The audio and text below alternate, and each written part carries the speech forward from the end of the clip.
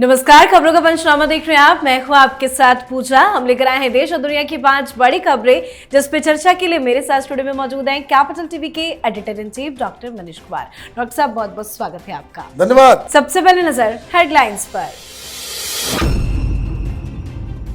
राष्ट्रपति ने दोनों सदनों की संयुक्त बैठक को किया संबोधित। 10 साल की उपलब्धि, 5 साल का रोड मैप, आपातकाल का जिक्र, पेपर लीक पर एक्शन का भरोसा, अर्थव्यवस्था से लेकर कश्मीर और किसान तक का किया जिक्र।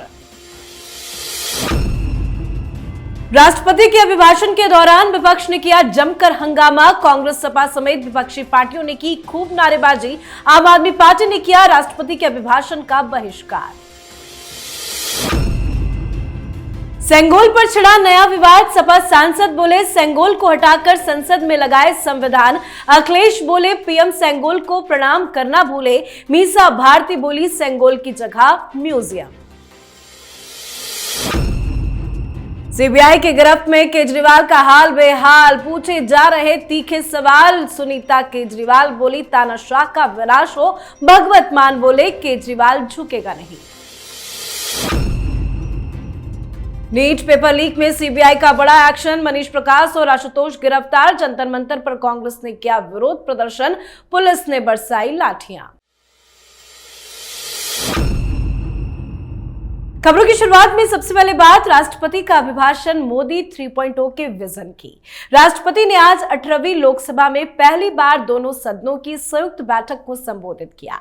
इस मौके पर उन्होंने मोदी सरकार के बीते 10 सालों की उपलब्धियों का जिक्र किया और आने वाले 5 साल का रोड मैप बताया। उन्होंने कहा कि ये बीते 10 साल के प्रयासों का ही नतीजा है कि आज हमारे देश की अर्थव्यवस्था विश्व की सबसे तेजी से बढ़ती अर्थव्यवस्था में से एक है। अभिभाषण के दौरान उन्होंने इमरजेंसी, संविधान, किसानों, युवाओं, महिलाओं और प्रमुखता से पिछड़े वर्ग के मुद्दों को उठाया। उन्होंने सेना का भी जिक्र किया और पूर्वोत्तर राज्यों के विकास पर भी अपनी बात रखी। पेपर लीक पर सख्त कार्रवाई की बात कही गई। राष्ट्रपति ने आपातकाल के उस दंश का भी जिक्र किया जिसे 1975 में पूरे देश ने झेला। राष्ट्रपति ने कहा कि 25 जून 1975 को लागू हुआ आपातकाल संविधान पर बड़े और सीधे हमले का काला अध्याय था। उस दौरान पूरे देश में हाहाकार मच गया था, लेकिन ऐसी असंवैधानिकता ताकतों पर देश ने जीत हासिल करके दिखाई है, क्योंकि भारत के मूल में गणतंत्र की परंपराएं रही हैं। कुल मिलाकर सभी महत्वपूर्ण मुद्दों का आज जिक्र राष्ट्रपति की तरफ से किया गया।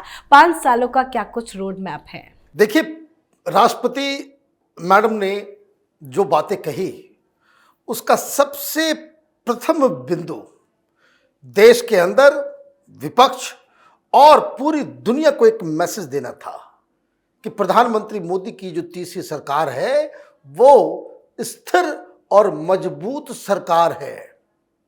और उन्होंने अपने भाषण में क्या कहा?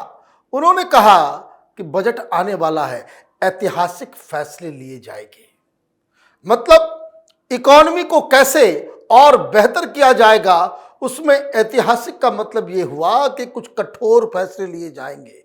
कठोर फैसले कौन सी सरकार लेती है? मजबूत सरकार लेती है, स्थिर सरकार लेती है। साथ ही साथ जो मोदी सरकार की तरफ से जो काम किए गए उसका वर्णन किया गया, लेकिन जो विपक्ष है उसका रवैया देख के ऐसा लगता है कि वो कम से कम राष्ट्रपति महोदया के भाषण के दौरान और उसके बाद उसके ऊपर कोई पॉजिटिव कमेंट करे तो बात समझ में आती है। सिर्फ विरोध करने के लिए आप विरोध करेंगे, आप कहीं नहीं पहुंचेंगे। बिल्कुल। तो राष्ट्रपति ने संसद के संयुक्त सत्र को संबोधित किया, पर विपक्ष अपनी हरकतों से बाज नहीं आया। दरअसल राष्ट्रपति ने अभिभाषण में जब नॉर्थ ईस्ट अग्निवीर योजना, नीट और एमएसपी पर बोला तो विपक्षी सांसदों ने हंगामा करना शुरू कर दिया। कांग्रेस, सपा समेत विपक्षी पार्टियों ने जमकर नारेबाजी की है। राष्ट्रपति ने इस दौरान विपक्षी सांसदों की तरफ देखते हुए कहा भी कि सुनिए सुनिए, नीट में गड़बड़ी करने वालों के खिलाफ कड़ी सजा होगी, पर विपक्ष हंगामा करता रहा और नारेबाजी नहीं रुकी। राष्ट्रपति के आपातकाल के जिक्र पर भी कांग्रेसियों ने खूब हंगामा काटा। आम आदमी पार्टी ने तो केजरीवाल की गिरफ्तारी के खिलाफ राष्ट्रपति के भाषण का बॉयकॉट ही कर दिया। साथ ही आज खबर यह भी आई कि राहुल गांधी ने ओम बिरला से मुलाकात की है। राहुल गांधी ने स्पीकर की तरफ से सदन के भीतर आपातकाल का उल्लेख किए जाने को लेकर आपत्ति दर्ज कराई है और कहा है कि यह कदम राजनीतिक था और इसे बचा जा सकता था। क्या विपक्षी पार्टियों को राष्ट्रपति के पद की गरिमा नहीं है? देखिए, बिल्कुल अनसिविलाइज्ड बिहेवियर है ये। आपको मौका मिलेगा, राष्ट्रपति के भाषण के बाद उस पर बहस होती है, उस पर चर्चा होती है। हर पॉलिटिकल पार्टी को मौका मिलता है कि भाषण को आप क्रिटिसाइज करें। ये सभ्य तरीका है। और असभ्य तरीका क्या है, अनकल्चर्ड तरीका? वो ये है कि राष्ट्रपति भाषण दे रहे हो और आप हंगामा शुरू कर दें। तो ये मजबूत विपक्ष जो है, ये इररिस्पॉन्सिबल और एनार्किक अपोजिशन में तब्दील हो रहा है। राहुल गांधी क्यों चले गए भाई? इमरजेंसी का जिक्र क्यों नहीं होगा? आप संविधान खतरे में है, खतरे में, जबकि कोई खतरा नहीं है। घूम रहे हो, हर जगह तानाशाह बता रहे हो, तो लोग आपके काले कारनामे, आपके कुकर्मों को लोग मेंशन भी नहीं करेंगे। अभी तो शुरुआत हुई है। आप जिस ढर्रे पे जा रहे हो, आपको हर दिन इमरजेंसी की याद दिलाई जाएगी। इसलिए उनको वहां जाकर के आपत्ति जो है दर्ज नहीं कराना। आपत्ति दर्ज कराने का तरीका है, आप करते हैं जब आपको मौका मिलेगा। कल 2 दिन बहस होनी है उसके ऊपर, आप उसमें अपनी बात रखना। लेकिन आम आदमी पार्टी का क्या करना है भाई? इन्होंने तो बिल्कुल कि मेरा नेता जेल में है। अरे भाई, चोरी में गया हुआ है जेल में, सीबीआई रोज खुलासे कर रही है, घोटाले में जेल में गया है, और ऊपर से आप राष्ट्रपति के भाषण का बहिष्कार कर रहे हो। ठीक है, बहिष्कार कर लीजिए। और जब आपने बहिष्कार कर दिया तो एक स्टैंड पे बने रहना। जब राज्यसभा लोकसभा में उस पर बहस होगा तो उसको भी बैकआउट करना।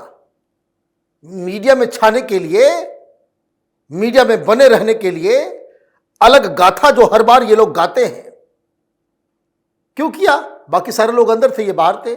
आ गई खबर हर जगह, आम आदमी पार्टी ने बहिष्कार किया, आम आदमी पार्टी ने वो सिर्फ हेडलाइन मैनेजमेंट करना, यही आम आदमी पार्टी की जो राजनीति का मुख्य केंद्र बिंदु है। और यही काम इन्होंने किया। और जब मौका मिलेगा, जब आपने भाषण सुना ही नहीं, आप उसमें शामिल ही नहीं हुए, तो टेक्निकली आपको वक्त भी नहीं देना चाहिए कि आप उसके ऊपर कमेंट करें। बिल्कुल। तो आज संसद में जमकर विपक्षी पार्टियों ने बवाल काटा। राष्ट्रपति के अभिभाषण के बाद संसद की कार्रवाई को स्थगित कर दी गई। तो वहीं एक नया बवाल भी खड़ा हो गया। बवाल सेंगोल को लेकर हुआ है। दरअसल समाजवादी पार्टी के लोकसभा सांसद आर.के. चौधरी ने मांग की है कि संसद में लगे सेंगोल को हटाकर संविधान की कॉपी लगाई जाए। उन्होंने सांसद पद की शपथ लेने के बाद ही प्रोटेम स्पीकर को चिट्ठी लिखी थी और कहा था कि सेंगोल राजा महाराजाओं का प्रतीक है, इसलिए इसे हटाया जाना चाहिए। उनकी इस मांग के बाद बवाल मच गया। सेंगोल विवाद को लेकर अखिलेश यादव ने कहा कि हमारी पार्टी के सांसद आर.के. चौधरी ने यह मांग की होगी, क्योंकि जब नई संसद में सेंगोल पहली बार लगाया गया था तब पीएम नरेंद्र मोदी ने उसे प्रणाम नहीं किया, लेकिन इस बार शपथ लेते वो ये करना भूल गए। आर.के. चौधरी की इस मांग के बाद देश की अलग अलग राजनीतिक पार्टियों के नेताओं की प्रतिक्रिया सामने आने लगी। एनडीए के तमाम बड़े नेताओं ने इस पर आपत्ति जताई। तो इसी बीच मीसा भारती ने इस मुद्दे पर कहा कि सेंगोल को बिल्कुल हटाना चाहिए, उसको म्यूजियम में रखना चाहिए। आखिर क्यों विपक्षी पार्टियों को सेंगोल से दिक्कत है? देखिए, उनका बस चले तो चांद तारा लगा दें। यहां पे सेंगोल इसलिए हटाने की बात ये लोग कर रहे हैं क्योंकि वो एक हिंदू संस्कृति का प्रतीक है, वो न्याय दंड कहलाता है। वो इनको जरा सा भी कहीं भी कुछ हिंदुत्व की चीजें नजर आती है, ये फौरन अपनी जो है रंग में आ जाते हैं। ये आर.के. चौधरी ये कह रहे हैं राजतंत्र का ये परिचायक है। भाई, समाजवादी पार्टी वाले तो बोले ही नहीं। आप जो है मुलायम परिवार का चमचागिरी करते करते राजनीति करते हो, वो मोनार्की नहीं है, वो राजतंत्र नहीं है। एक ही परिवार की दास्ता करना ये तुमने अपने जीवन का मकसद बना रखा है। ये जितनी पारिवारिक पार्टियां हैं जहां सिर्फ एक परिवार की पार्टी होती है, ये सारे लोग इसका भी विरोध करेंगे। क्यों? क्योंकि बड़ा अजीबोगरीब एक मिक्सचर बना हुआ है। इस तमाम पारिवारिक पार्टियां ये मुस्लिम वोट के लिए अपनी जमीर को भी बेचने को तैयार है। यह आर.के. चौधरी, इसका नाम अपने आप को बदल लेना चाहिए। ये इस तरह की बातें, मोनार्की, राजतंत्र, भाई तुम क्या कर रहे हो? भाई कोई बता दे भाई, पारिवारिक पार्टी में आपकी औकात क्या है? एक दास होने के अलावा कोई औकात है किसी की, किसी भी पारिवारिक पार्टी में? बड़े आए न्यायदंड के खिलाफ बयानबाजी करने के लिए। मीसा भारती म्यूजियम का स्पेलिंग नहीं मालूम होगा कि म्यूजियम को लिखा कैसे जाता है, म्यूजियम में रखवा दो। ये सब बेकार की चीजें हैं। जो चीजें हो गई सो हो गई। और मैं आपको बता दूं, जिस हिसाब से हिंदुस्तान की पॉलिटिकल पार्टियां ऑपरेट कर रही हैं, वहां पे चांद तारा नजर आएगा। इसलिए इस तरह की वाहियात चीजों को कभी भी किसी को समर्थन नहीं करना चाहिए। जी, अब बात करते हैं दिल्ली के मुख्यमंत्री अरविंद केजरीवाल की, जिनकी गिरफ्तारी सीबीआई ने कर ली है और सीबीआई की गिरफ्त में केजरीवाल की हवा टाइट हो रही है। सीबीआई को 3 दिनों की कस्टडी केजरीवाल की मिल गई है। ये 3 दिन केजरीवाल पर भारी पड़ने वाले हैं। आज सुबह से ही लगातार कई राउंड केजरीवाल से पूछताछ की जा चुकी है और सीबीआई ने यह भी कहा है कि अगर जरूरत पड़ी तो केजरीवाल को सिसोदिया के सामने बिठाकर पूछताछ कराया जाएगा। वहीं जब से केजरीवाल को सीबीआई ने गिरफ्तार किया है, आम आदमी पार्टी में हड़कंप मचा हुआ है। सुनीता केजरीवाल तो काफी ज्यादा भड़क उठी हैं। उन्होंने आज ट्वीट करके लिखा कि अभी तक हमेशा यही प्रार्थना रही कि ईश्वर सबको सद्बुद्धि दे, लेकिन अब प्रार्थना रहेगी कि तानाशाह का विनाश हो। तो वहीं भगवत मान ने केंद्र सरकार पर निशाना साधा है। उन्होंने अपने एक्स अकाउंट पर अरविंद केजरीवाल की फोटो शेयर करते हुए लिखा कि ये तस्वीर तानाशाही के खिलाफ संघर्ष की है। चाहे जितना जुल्म करना चाहो कर लो, अरविंद केजरीवाल झुकेगा नहीं। ईडी के बाद सीबीआई की गिरफ्तारी कितनी बड़ी मुसीबत है ये केजरीवाल के लिए। केजरीवाल इस मामले में बचने वाले नहीं हैं। जब सुप्रीम कोर्ट ने कह दिया 338 करोड़ रुपए का घोटाला साफ साफ नजर आ रहा है, तो फिर ये बचेंगे कैसे? जब कोर्ट से आपको बेल नहीं मिल रहा है तो आप बचेंगे कैसे? प्रामा फेसी दिख रहा है कि यहां पे घोटाला हुआ है, तो फिर आप बचेंगे कैसे? There has to be somebody accountable, और इस घोटाले के लिए कोई तो रिस्पॉन्सिबल होगा। लेकिन दिक्कत क्या है? ये विक्टिम कार्ड, क्या हम विपक्ष में हैं तो हमें चोरी करने की इजाजत देनी चाहिए, और विपक्ष में मैं हूं, विपक्षी पार्टी का लीडर हूं, मैं घोटाला करूं तो मेरे ऊपर कार्रवाई नहीं हो, और कार्रवाई हो तो हम कहेंगे भाई तानाशाही तानाशाही। मुझे तो केजरीवाल से ज्यादा बड़ा तानाशाह तो कोई हिंदुस्तान में नजर ही नहीं आता है, कोई नजर नहीं आता। कम से कम बाकी जगहों पे तो कुछ लाज भी है। आपने तो सारी लाज को खत्म कर दिया है। ये तानाशाही मानसिकता नहीं है तो क्या है कि हम जेल चले जाएंगे फिर भी इस्तीफा नहीं देंगे? पार्टी का चीफ हम ही अकेले बने रहेंगे? पार्टी का चीफ भी बनेंगे, मुख्यमंत्री भी बनेंगे, जो हम पे सवाल उठाएगा उसको पार्टी से बाहर कर देंगे? ये तो तानाशाही की जो बात ये लोग कर रहे हैं, अरविंद केजरीवाल से बड़ा तानाशाह कोई नहीं है। कोई गलत रिपोर्ट छापता है, कोई इनको क्रिटिसाइज करता है, आप नोटिस भेज देते हो। हम लोग के ऊपर नोटिस किया हुआ है, तो ये तानाशाही नहीं तो क्या है? और आप जो मनोकामना कर रही हैं, इस तरह की मनोकामना नहीं करना चाहिए। भगवान सुन लेंगे तो दिक्कत हो जाएगी। सुनीता भाभी कि तानाशाह का विनाश हो। हिंदुस्तान में केजरीवाल से ज्यादा बड़ा तानाशाह कोई नहीं है। चलिए अब बात करते हैं नीट पेपर लीक केस में सीबीआई के एक्शन की। नीट पेपर लीक मामले में सीबीआई ने एक्शन लेना शुरू कर दिया है। आज सीबीआई ने पटना से 2 आरोपी मनीष प्रकाश और आशुतोष को गिरफ्तार किया है। दोनों ने पटना में प्ले एंड लर्न स्कूल को रात भर के लिए बुक किया था। इसी स्कूल में छात्रों को आंसर याद करवाया गया था। यहां से जले प्रश्न पत्र भी मिले थे।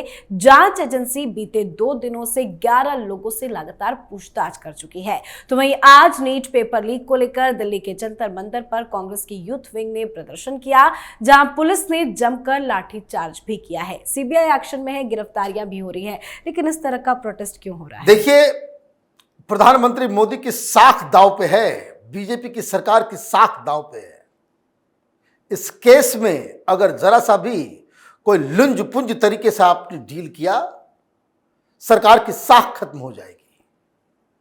ये पैसे को लेकर पेपर लीक कराने वाले गैंग, ये बड़े ऑर्गेनाइज्ड लोग हैं। पॉलिटिकल संरक्षण इन लोगों को मिला हुआ है और मामला इस तरीके से ये घुमा है।